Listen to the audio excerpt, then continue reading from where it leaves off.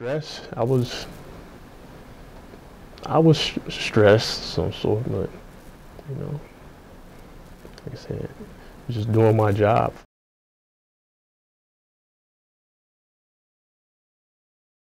You didn't go to mental health and all that stuff. It was like, hey, soldier up. Uh,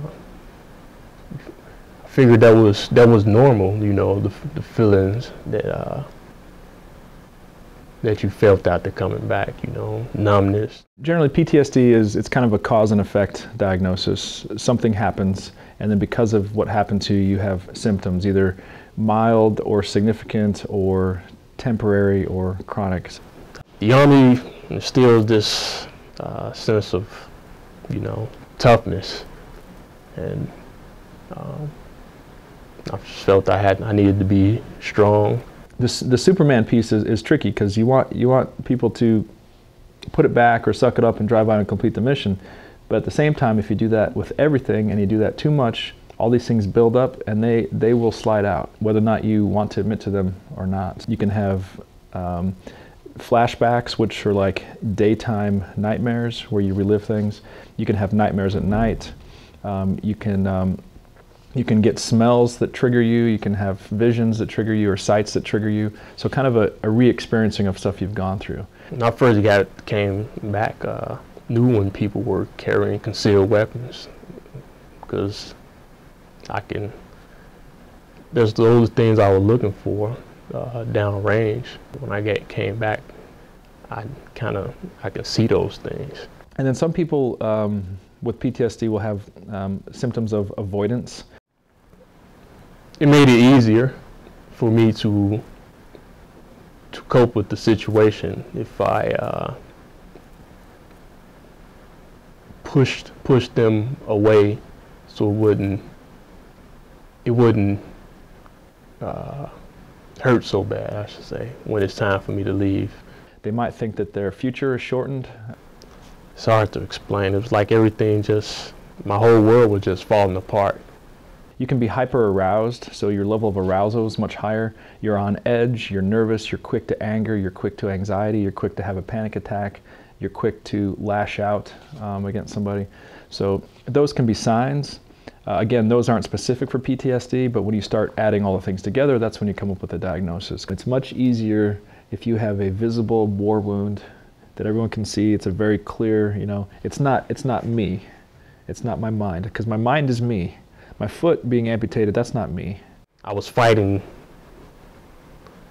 within inside of me. I'm broken, not my body. I'm broken.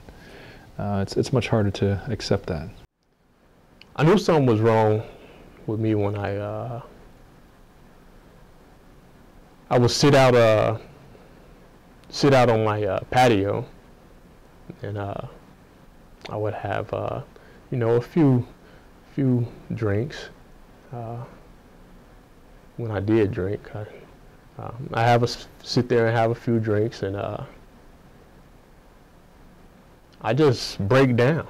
A lot of times soldiers come back and they have symptoms of PTSD. We don't actually see them for 3-6 months based on their reintegration schedule. They're kind of on a honeymoon phase because their world is different all of a sudden. They're back with their family. They're back in this much safer, slower environment of garrison life.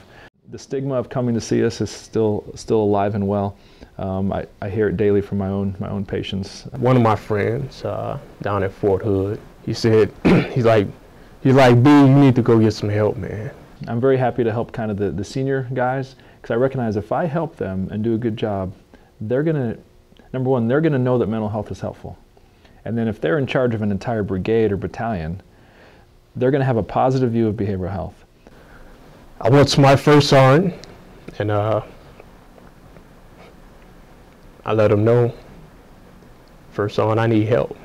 We have groups, a combat group or a sleep group or just a general stress group.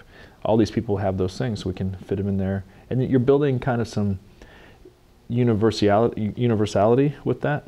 You have PTSD, but so do all 20 of us, so you're not alone, and that's huge as well. Talking with other veterans,